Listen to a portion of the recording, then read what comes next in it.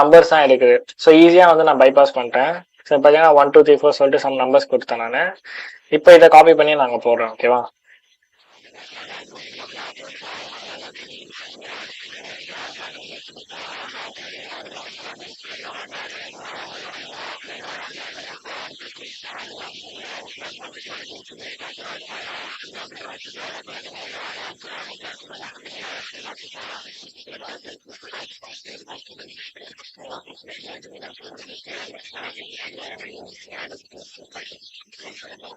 So பார்த்தீங்கன்னா இப்போ எனக்கு வந்துடுச்சு பாருங்க, பைபாஸ் பண்ணிட்டோம் அந்த பேனல்.